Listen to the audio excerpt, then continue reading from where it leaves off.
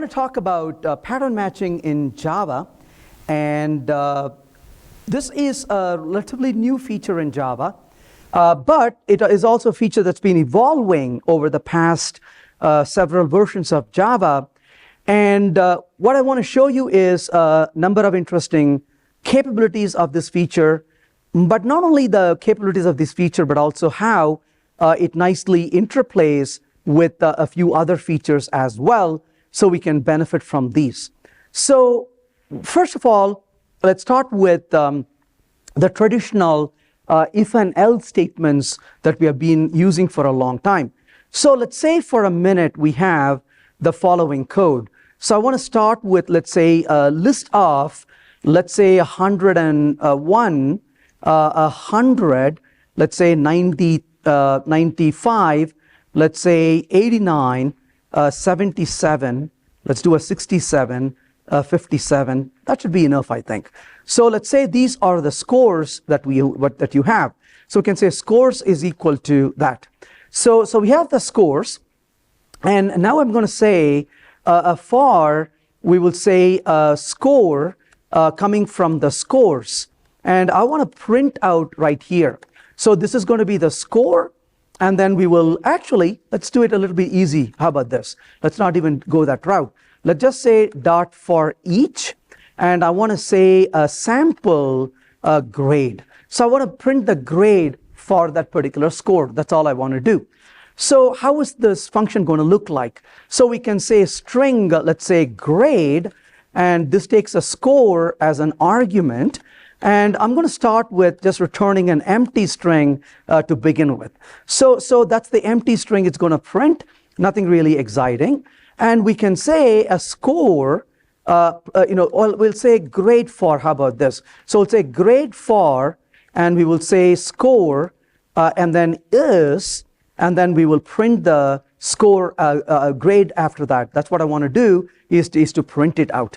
So this is going to be receiving the value and printing it. So in this case, I need to perform a map function and call the sample, let's say grade, and then finally here we will simply say system.out, and we'll do a print line to print it. That's what I was trying to get to, right? So we want to print that result of that. So how does this actually work? How do we implement this particular function? So in here, we can see that the grade for all those values, but I want to print the grade itself. But how do I get to the grade? So we can say a var grade is equal to, start with an F. Then we can say if the score is greater than 90, then we can say a grade is equal to an A. Otherwise, we can say else. We can say a score is greater than 80. Then we can say, in this case, this is of course if the score is greater than 80, then we can say grade is equal to a B, but it's not done, right? Else, we can say in this case, if the score is greater than 70, then we could say the grade is equal to a B, and then of course a C rather. And of course, we can say else one more time. And in this case, we could say if the score is greater than 60, maybe in that case, maybe we could say a D instead of an F. So we could say this is a D, right? Whatever that classification is going to be, we can implement those things. So in this case, of course, we are implementing all those if, running it through. Once we finish it, we can say return the grade for the given score is going to be that grade value that we're going to display. So we can see the values of A, B, C, D, and F. Okay, that's great. But how does it feel to write that code, right? That's pretty messy, isn't it? You're not really eager to maintain this code. So we just saw that particular example. Recently, I came across a project where, I'm not kidding with you, they had 169 if and else in one function. And I looked at the programmers and I asked them, how do you maintain this And they said, we don't, right? Because it's unmaintainable code. It's like it was written, we try to, leave it, we don't touch it. And then I said, what if you have to touch it? And then they say, we play rock, paper, scissors and decide who has to maintain that code today, right? So that can be really, really hard to maintain such a piece of code. So what can we do to eliminate that? What we can do is we can use a switch statement. Switch statements were there in Java for a long time, so you could use a switch statement. So what you can do here is you can say, instead of all that bulky code, let's get rid of all of that. You can simply say, hey, let's do a switch right there in here. So in this case, we'll say the switch is going to happen based on the score. And I'll say this is math.min, and I'll say score, comma 10, divided by 10, comma 10. So I'm finding the minimum of the score or a 10, and then I can say default, and the default is going to be grade is equal to F. Let's start with that, just to be sure it's giving that score of F. Then I say if the case is 10, then I'm going to say grade is equal to A, right? Because that person has a score of 10, deserves A. What if the score, the value was 9? They get an A also, right? That's great. What if the value was not a 9, but an 8? Well, guess what? They get a B. What if the value is not a 8, which is a 7? Well, they get a C. And what if the value is not a 7, but it's a 6? They get a D, right? So, better, right? That noisy if else, if else, if else, if else. I like that kind of feedback. So is what you do. Anytime the code improves, you play a nice music, right? I like that system. That kind of feedback is amazing. Let's wait for refactoring again, see if that music plays again. That's awesome. I wonder if the code is poorer now, will it give a shock? Right? That'll be a nice tool to build, right? You have a little device attached to the programmer, they write code, it's an improvement, it plays a nice music, it's a poor quality code, it gives a shock, right? That would be a nice code. I don't know what legal laws are. So what do you think? Is it better code? What's the first rule of good code?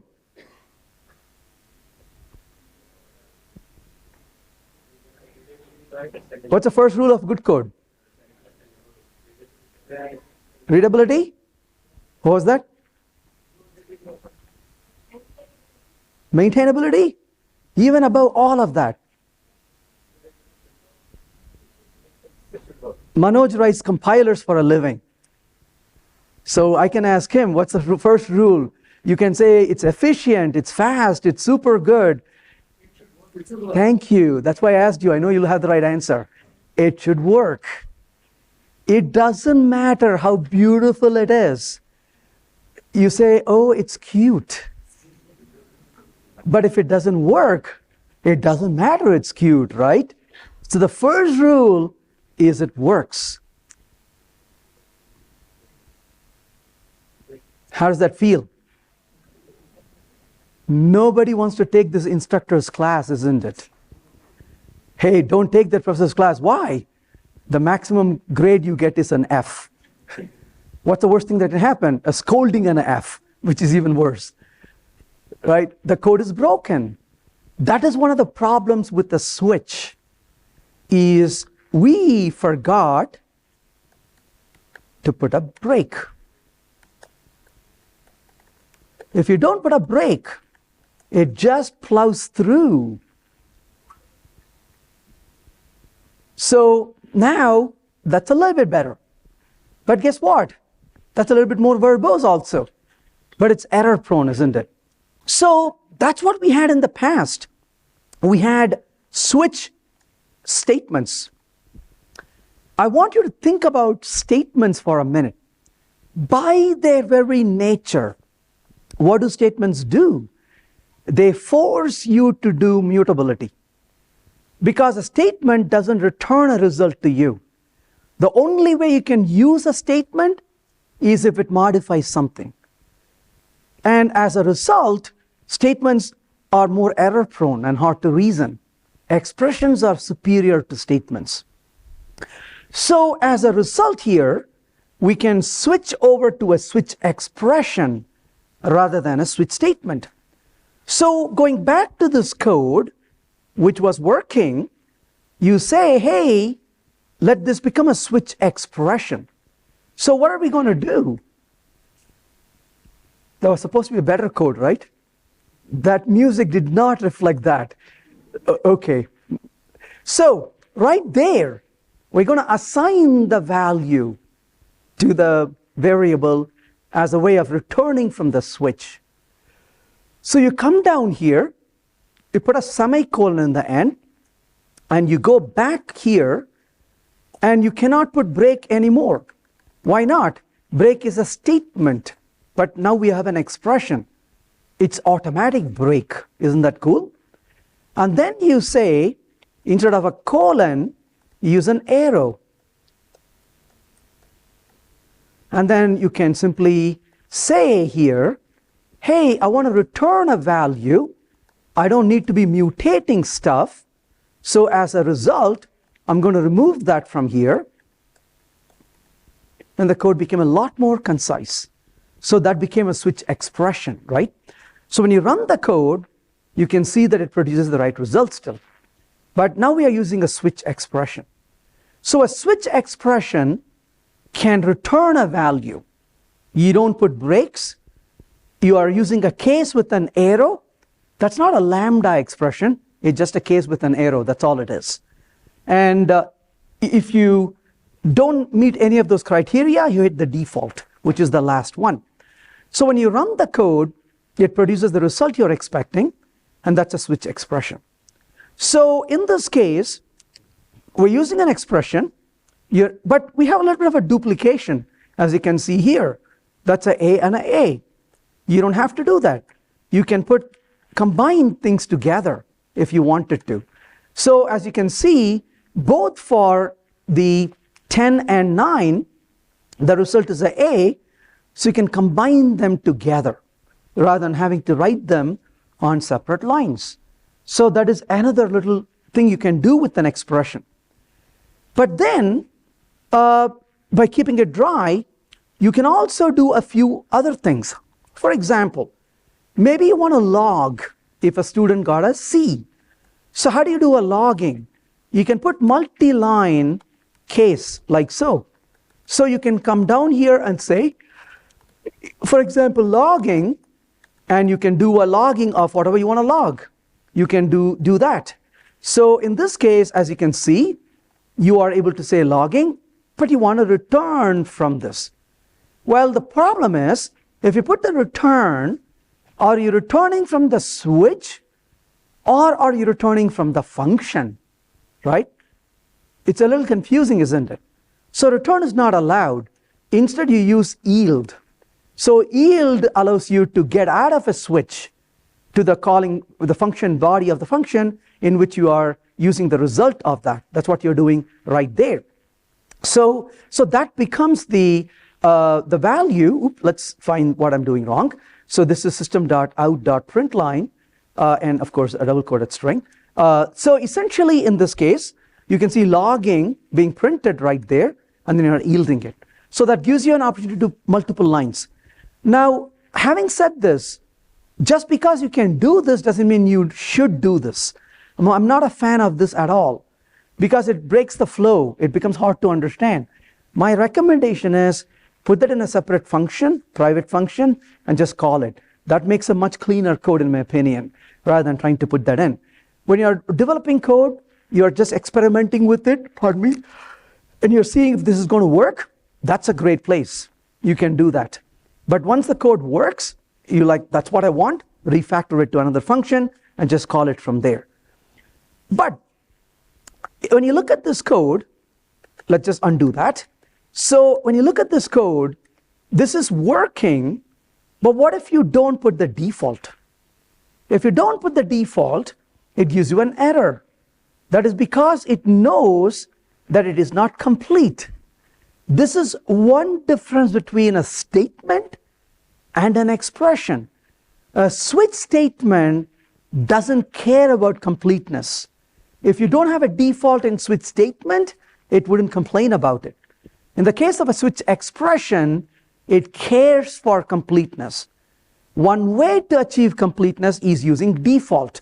There is another way also. We'll talk about that later. So it is going to look for completeness. So if you don't have the completeness being met, it gives you an error, and you put a default, and it's happy with that, as you can see.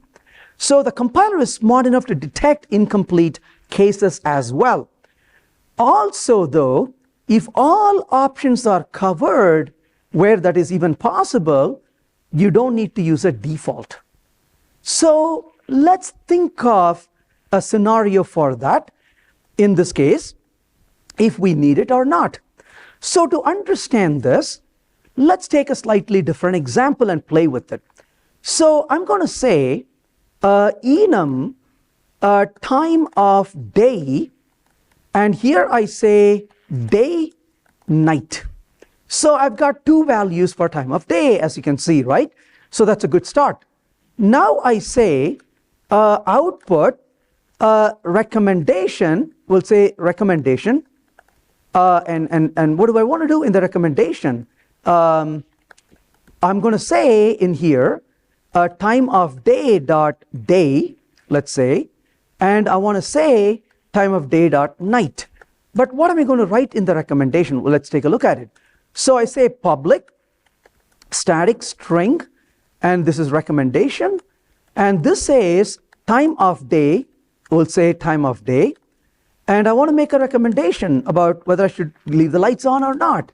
So I'm going to say a return switch, and in this case I'm going to say time of day, and we say case day. What am I going to say? Optional to keep lights on. You can if you want to. Or case night, required to keep lights on. So when you're driving, whether you need it or not, you can decide it. Notice we didn't write a default. Now, we didn't write a default, but it doesn't complain. Why? Because it is complete. The enum can only have two values, day or night. And you verified for day and night already. If I go back here, as you can see, the code is working right now, but I remove the night, try to compile the code, I get an error. It says error, the switch expression does not cover all possible input values. So I need to cover all possible values or have a default, one or the other. Now the question is, okay, it's complete, but can I still write default? Where I say, not sure what to do, right? So what do you think? Should I write the default or not write the default? That depends. If you get paid by the number of lines of code you write, that may have some implications, right? But if you feel like you have to do the minimum work and don't write any code you don't have to write, I would say that's good if you don't write it. But there is a problem here. You say that's great, but what happens if 3 months from now somebody comes and says, here is a dawn, they introduced it. What's going to happen? There are two scenarios on your hand. The first scenario is the enum was modified and your recommendation function is recompiled. You'll get a compilation error because the compiler says, whoa, you're compiling recommendation, the switch has only day and night, but the enum has a dawn, error. That's great. But let's take a scenario, a slightly different scenario. Let's say she writes the enum. Let's say he has the recommend function in his library. Now, you are the one using the library and in turn the enum. She modifies the enum releases a new jar, you decide not to recompile your code. You're like, you know what? I just threw in the changes, I'm done.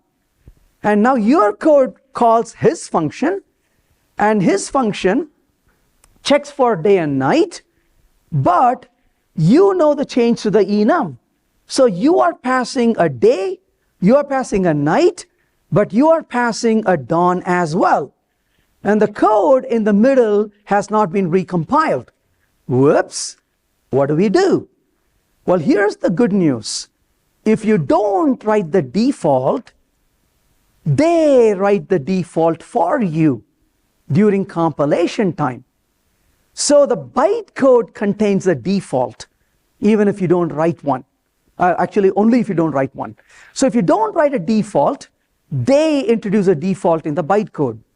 And the default in the bytecode says, if you got here, that means there is a type you didn't handle, and it throws an exception at you. So my recommendation is, don't write the default. Why? If you write a default, you are doing coding without knowing what you're supposed to do. So when you introduce a dawn, your code will not fail compilation.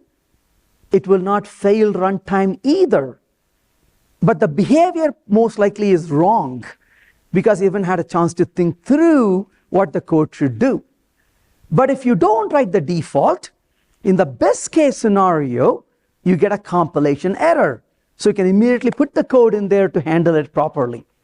If by any chance, which is slim, where a code has not been compiled, but it receives a new value for enum, you'll get a runtime exception, and you can go back and fix it to do the right thing. So the recommendation is, don't write a default unless the compiler will tell you you have to write a default. So the question is, do you write a default or not? Don't. Of course, with the exception being, if you get paid by the number of lines of code you write. And even there, write it as a comment. They won't know. They'll still pay you, right? You can get the best of both worlds. So we looked at the switch expression so far, but from this we can move into a pattern matching syntax. In the past, switches only supported primitive types. So you could use only on primitives like numbers. Enums were allowed as well. But what if I have a class? What if I have an object? How would I be able to use an object for pattern matching? The answer was you couldn't do it in the past. And they really wanted to make this very powerful. But this is the beauty. It was modified incrementally, one step at a time. In Devoxx Belgium a few years ago, I gave a keynote, and my keynote was about spearheading the future of programming. What do I want to see in programming languages? Now, Devoxx Belgium is a large conference, like GITS is a large conference.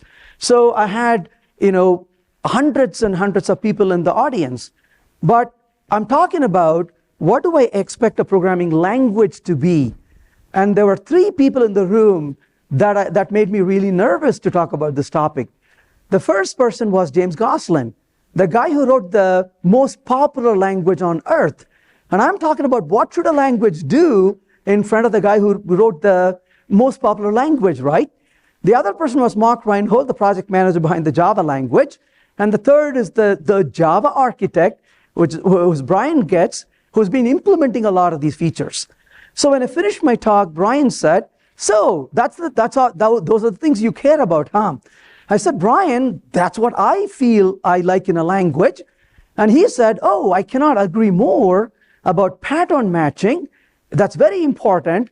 So I'm going to give it to you in 3 installments, he said. I said, 3 installments? What do you mean? And he said, well, we're going to switch expression first.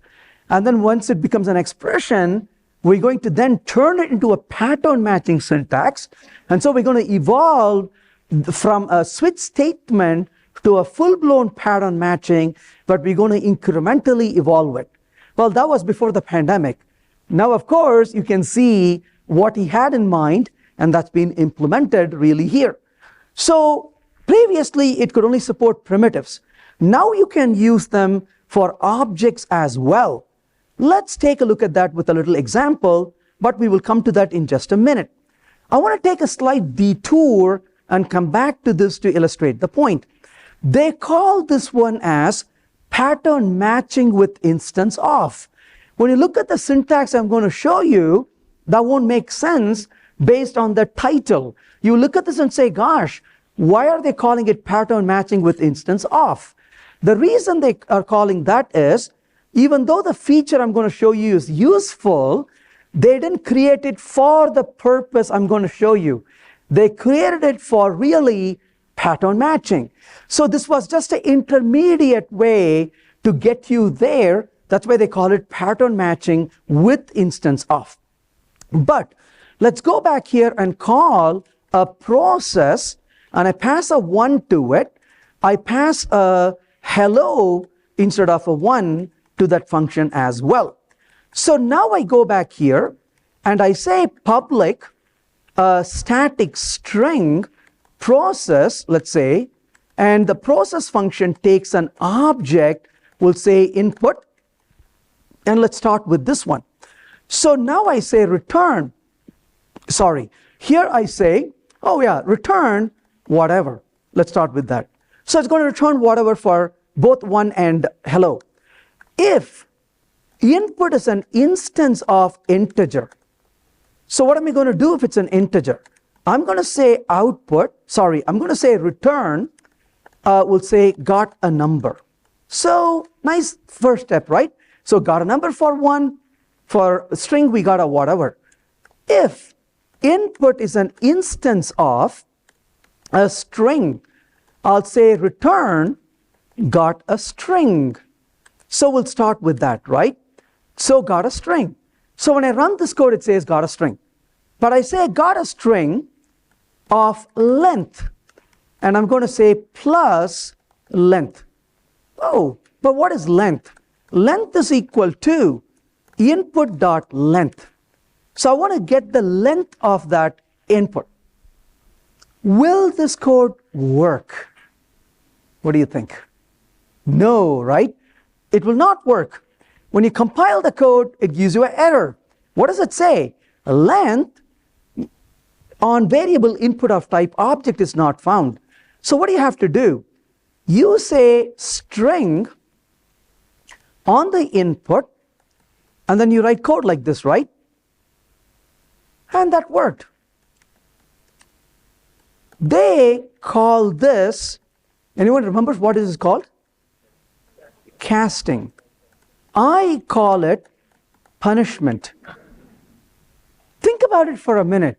Why did you do that? Because the compiler says, nah, I can't give you length on that, right? Just imagine this. Imagine this scenario. You have this colleague. You always kind of know this colleague is a little weird.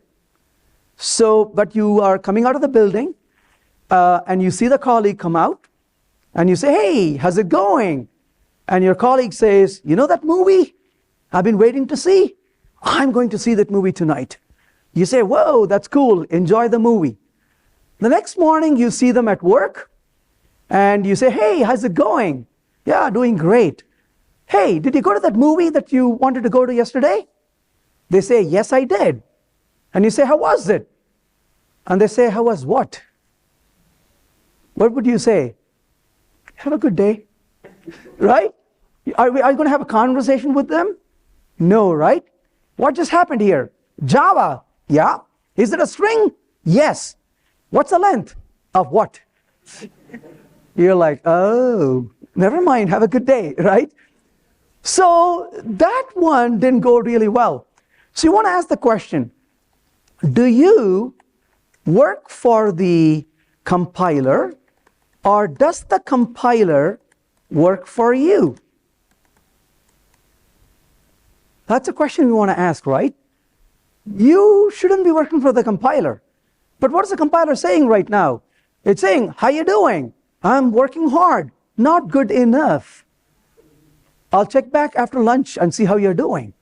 And then it goes away, right? And you're like, writing more code. For what reason? For no benefit. And so this is what you want the language to be thinking like you, rather than you having to do things for the compiler. So to fix this, they introduce a new feature. And the new feature here, thankfully, you can go back to this code and you can get rid of all that junk. And you can simply say stir.length. Isn't that beautiful? What is stir? You just put stir right there as a variable. So this is called pattern matching with instance of. So when you're checking for the instance, you give a reference. Couple of things for us to know. That stir scope ends here. So the minute you leave the curly, the stir is no longer available. So if you said output stir, you get an error. It's like, what are you talking about? I don't know what stir is. Because that's available only from this curly up to that curly. That's one thing. Secondly, what is stir? You can say, in this case, object input is referring to this object, right? This is memory, which is the same location that string stir is referring to. They both are one and the same. If it helps you to think about it, stir is an alias to input with type being string, right? A string instead of object. So that is the only difference. They both are exactly the same memory. It's just an alias. And whatever the input is referring to, that's exactly what stir is referring to. It's just the type of the stir is a string, the type of input is an object. But it's the same memory that you're referring to, right? So that's basically the idea. So as a result, you're able to use a stir in the code. But when you leave the scope, that is gone. Now, you may look at this and say, well, that's a nice feature, but why in the world are they calling it pattern matching with instance of? It is because this is exactly what they do, but they do it under the hood. When you use it in a pattern matching, rather than you using it explicitly here. So that was the end goal where they were going, and that's what they wanted to do with this. So let's take a look at how this is going to look like in here, and we can use this for elegant pattern matching. So how does this look like? Let's take a look at an example and see how that works. So I'm going to say output process will say 1, but let's say in this case a value of 5. Let's say 1.0. Let's also say this becomes a hello, right? So here's a hello. So how do we use this? So I say public static void or string. Here's a process. It takes an object input. We'll start with that. And now let's go ahead and say return switch. And the switch here, what does that do? Let's start with a default. Why do I need a default here? Because there could be so many different types. We don't know what it is.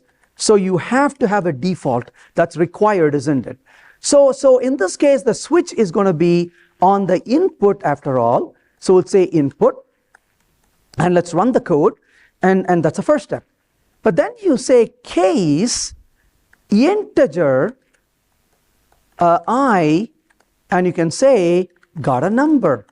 So this is a pattern matching with instance of.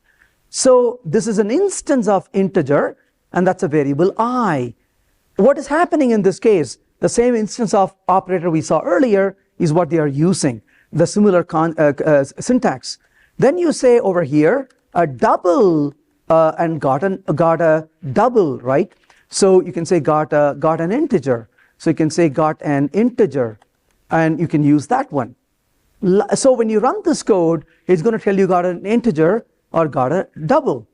And similarly, you can say a string, stir, and I can say stir, and I can then say got a string of length, and you can then say what the length is, plus stir.length.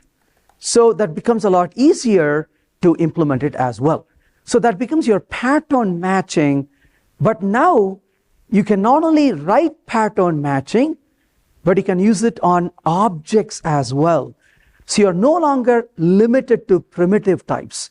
You can use primitive, you can use enums, and in addition to primitives and enums, you can use objects as well. So that becomes really powerful in terms of how you can use it. So pretty nice, isn't it? So the code becomes concise, it becomes more expressive, but you may say, but why would I want to do this? Let's kind of take a detour and come back to this. One of the things we need to be careful about is this. As a programmer, you want to think about the solutions as a tool. What do intelligent beings do? Intelligent beings find tools to use. But an evolved intelligent being will use the right tool. And that's what you do. If you are fixing something at home on a weekend and you're trying to reach in and change, what will you do? You're going to say, let me see if a screwdriver will work. Then you say, let me get a Phillips screwdriver because the screws are of a different type. Or maybe I'll use a wrench. Or maybe I'll use a spanner. Or if nothing else, I'll use a hammer, right? But you want to use different tools and you're trying to find which tool is better to solve your problem. But what do you call a person who uses only one tool? That's a very dangerous person, right? Because they say a person with a hammer sees everything as a nail, which is not as bad.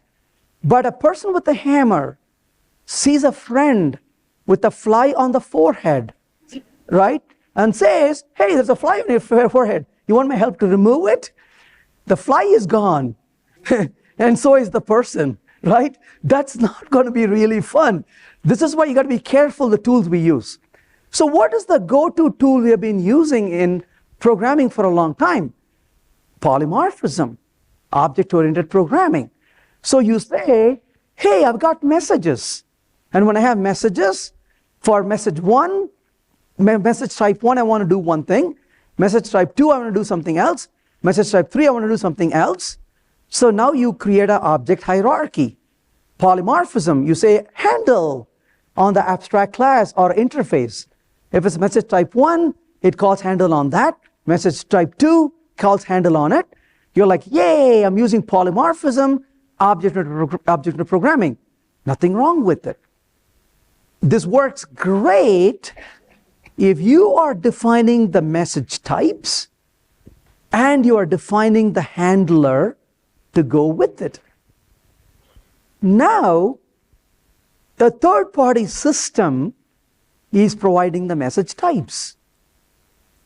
You need to write the handler.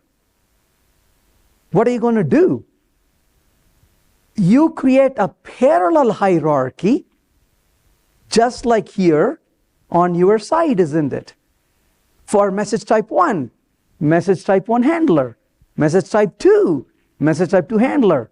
Message type 3, message type 3 handler. Message interface, handler interface. You created a hierarchy that mimics this hierarchy.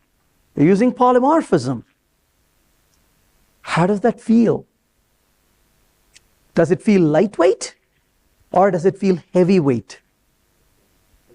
Right? So this idea that we can use polymorphism was a good idea a few minutes ago. A great hammer. But the context is different. We need to reevaluate it. This takes us to what is called not object-oriented programming, but data-oriented programming. Data-oriented rather than object-oriented. In object-oriented, you got this abstraction and you want to leverage polymorphism. Here you have data. A data may be of message type 1, message type 2, message type 3, and I simply want to handle them. Pattern matching. Hey, 2 P words. Polymorphism is useful for object-oriented programming. Pattern matching is useful for data-oriented programming. So here we are now moving into data-oriented programming rather than object-oriented programming. Again, this is not a verdict to say you shouldn't use this, you shouldn't do this. The power to you as a programmer is you can leverage these tools. You are not condemned to use one or the other when you can pick and choose. And you can pick and choose different tools at different points in the code. That's the power you have, right? So this takes us into what is called data-oriented programming. So that begs the question, you can do a type-matched selection, but how does that help? Now let's get into some amazing capabilities in here. And to understand this, let's first of all create a very nice little way of implementing an interface. So the interface here is called a trade. So the trade is just an interface, it doesn't have anything. Now, here's what I love about this. Not only do you have pattern matching, you can leverage the interplay of different features is more exciting. So not only they gave you pattern matching, not only they gave you records, not only they gave you sealed classes, but they made sure all of these can work with each other in a very nice synergetic manner, which is what makes this even more charming. And that's what I want to show you the next about 10 minutes, is to see how these things come together. So in here, I have a trade interface, and I'm going to create, in this case, a record called cell, which implements trade. Now, Java has records. So what's a record? A record is a data class. A record cannot inherit from a class, but a record can implement interfaces. So here I'm telling the record cell that it implements the trade interface. Excuse me. So what do I want to do? I want to say to the cell that in this case, the cell is going to tell me what ticker I want to sell and what quantity I want to sell as well. So I have a cell of ticker and quantity, which inherits from trade, and I have a buy, which inherits from trade as well. And I intentionally made these a record. You say, hey, can this be a class instead of a record? Absolutely. Nothing stops you from doing it. The benefit of a record is you can do a little bit more nice syntax with pattern, as we're going to see in a few minutes. So I'm going to say output process, and in this case I'm going to say process and new cell, let's say goo, and I want to sell 100 quantity, and I want to also sell let's say in this case AMZN, and I want to sell let's say a 5,000 quantity. I just was kind of curious about this, and I learned this, nothing to do with this example, but I came to know that if you're charging a credit card in India, and if the amount is less than 5,000 rupees, you don't need to enter the PIN number. That's what I learned. Is that true actually? But if it's more than 5,000, you have to enter the PIN. That's what I read in the receipt, which is kind of interesting. Was that true? Oh, you have a choice. Or even otherwise, you can say you want to enter it. Interesting. I didn't know that. Okay. But there is limits to things, right? And there are rules you place.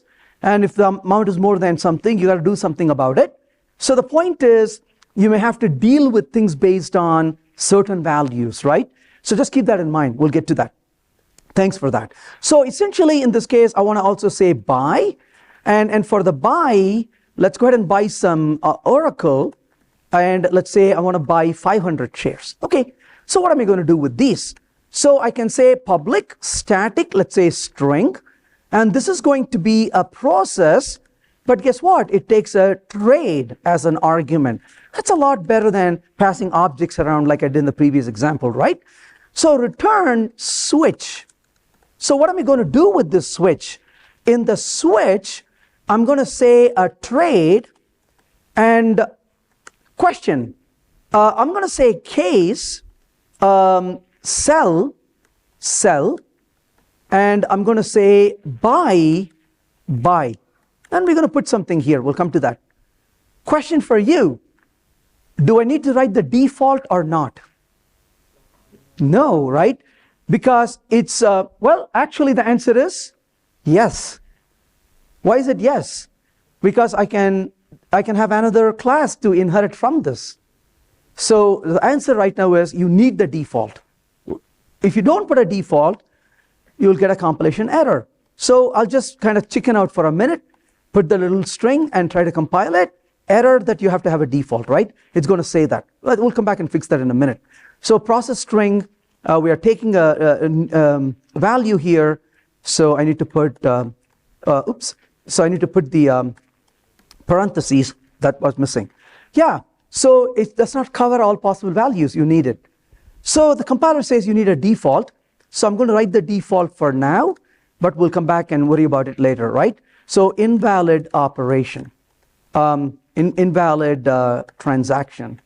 Okay, we'll come back to that. So back here, what do I want to do? I return selling plus sell dot quantity plus of plus sell dot ticker, right? So similarly over here I'll say buying and this is buy dot quantity of buy dot ticker.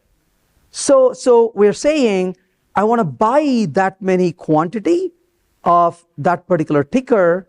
That's what I want to do, right? So basically that's what we have in here. Let's see what I did wrong. So it's not happy with me because, ooh, that one. Okay, let's fix that.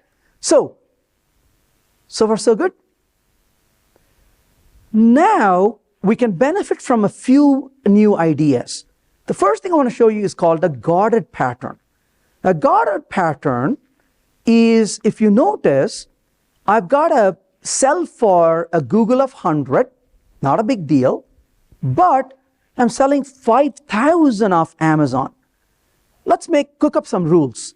Maybe the trade commission tells us, hey, selling is fine, but if you're selling more than a certain number of shares, you got to report it because we need to keep an eye on it. We need to audit it, right?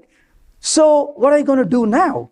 You're going to go back here and say, sell this one, but I'm going to put a little curly and I'm going to say over here, if sell dot quantity is greater than or equal to 5,000, then do something, otherwise do something else. You can kind of see the point, right?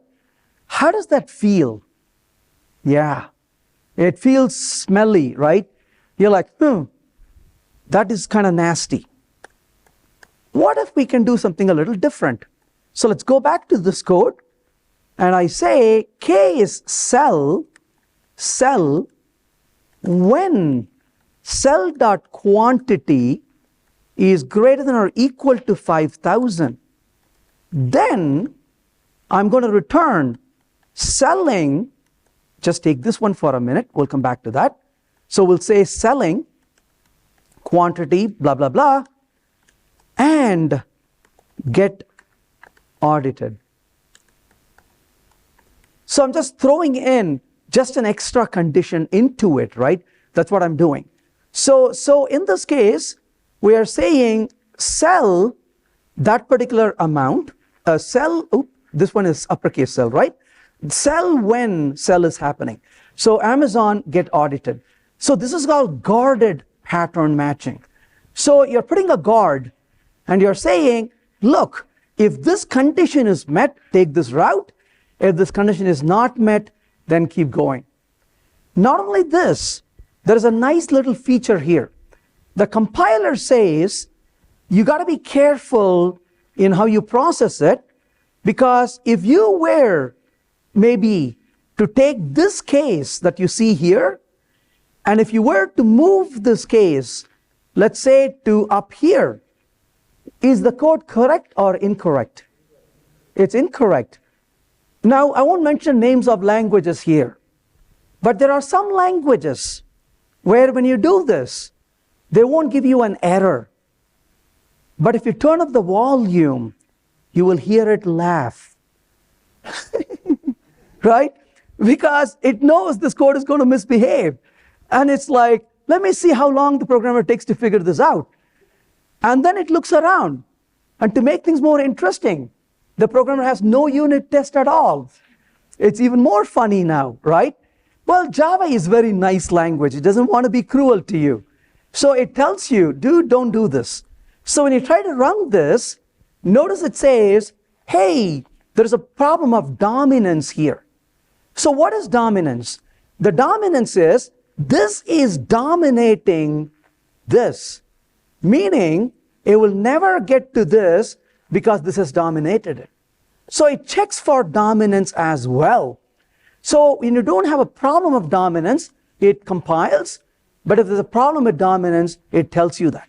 Now, don't assume it's going to look for things all the time. There's limits to what it can do. For example, you say, aha, but I need one where it's greater than 5,000, and I need one where it's greater than 10,000, right? So I'm going to do something else in this case. Now, when I run the code, there is no error, but that's a failure of dominance. The compiler is not smart enough to find that yet, maybe, I don't know, right? But it doesn't know that I can check for this. So there is limits to where dominance works. And it may detect it for simple cases. So we saw the guarded pattern, and we saw the dominance check as well, which is great. But the problem in this code is, and I'm going to kind of shorten this in a minute, but the default, I really don't like the default. But if I remove it, I get an error saying that it's not covering all possible values, which is correct, right? So what can we do? I go back here and say sealed interface. So by sealing this, you are creating a closed hierarchy. You're saying, hey, a trade can either be a sell or it can be a buy. It cannot be anything else. So as a result, you don't have to put a default anymore. You got an error a minute ago, right? So without the sealed, you have an error, as you can see. But I'm going to put the sealed right now, and I run the code, there is no error. That is because the compiler realizes you're covering all grounds. So that is basically the beauty of sealed and how you're able to benefit from that. Now, the last thing I want to show you here is yet another very interesting feature. A couple of years ago, I was writing some code, not in Java, but I got excited all of a sudden. But you probably know that. I'm the guy who gets excited too easily.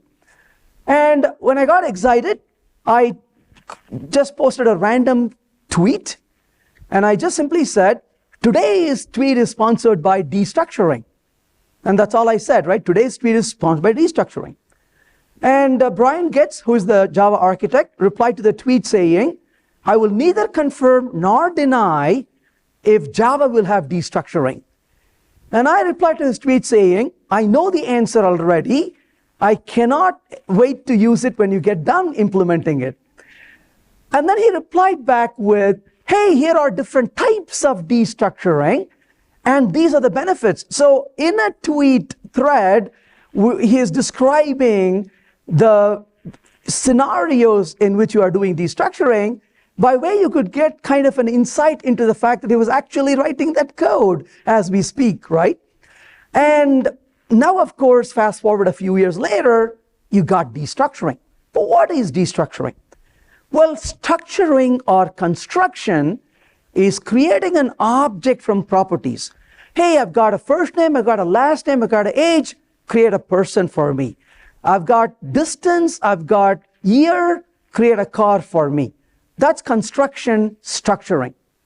Deconstruction or destructuring is the reverse operation. You have an object, but you want to tear it into pieces, and you want to pull properties out of an object. Now, the syntax is a bit confusing until you realize the magic behind it. Look at it as a directional component. When you put a variable in a parenthesis, you are sending the value of the variable to the function. Here, it's a reverse. You are taking the value into a variable you are defining. You just need to wire your brain to think about it that way. So look at that with that in mind. Because this is a record, records have destructuring. So I go back to this code. Let's take the buy. Notice how noisy the buy is. Buy quantity, buy ticket. That is quite a bit of effort, isn't it? So notice, I simply say buy parenthesis string ticker comma int q, just to illustrate it can be a different variable, and I say buying q of ticker. So essentially you can use the destructuring. So you're not asking for a buy variable. I want you to look at ticker. You're not sending ticker, you're receiving ticker. The direction of the data is out, not in. C# programmers in this room know about the out parameters. Java doesn't have out parameters except like places here. So you're not sending ticker, you're receiving ticker, right? So you're saying the buy object that you have here has a ticker, pull that into this variable, local variable called ticker. Similarly, the buy object contains a quantity, pull that into this queue. Hey, but how do you know Q is quantity? It's positional. If you look over there, ticker and quantity, they're positional. First is ticker, second is quantity. So ticker is ticker, Q is quantity, right? So you're pulling it back. So that's destructuring. Not only can you do destructuring in one level, you can do destructuring in multiple levels as well. Now, if you look at this, you say, all right, that's great so far. Similarly, in the cell, I can get rid of that. And I can say cell, and this becomes a string ticker and int quantity, and selling, you can say quantity of what? The ticker, of the ticker. So you can say ticker, and you're selling quantity of the ticker. So you're destructuring it. Back here, cell. And in this case, let's say I want to say cell of a string ticker. We'll say ticker and int quantity when we'll simply say the quantity is greater than 5,000. So essentially in this case, you're saying this is going to be the quantity I want to bring in. And in this case, of course, this is the one with the guarded, and you can simply say a ticker, and you can provide that value right there, and you can provide it. I want to show you just one more thing before we get it done. These have been incrementally added to Java.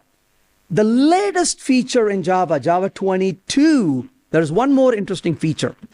Let's say for our discussion, you want to implement maybe a buy, but for a buy, I want to say 5,000.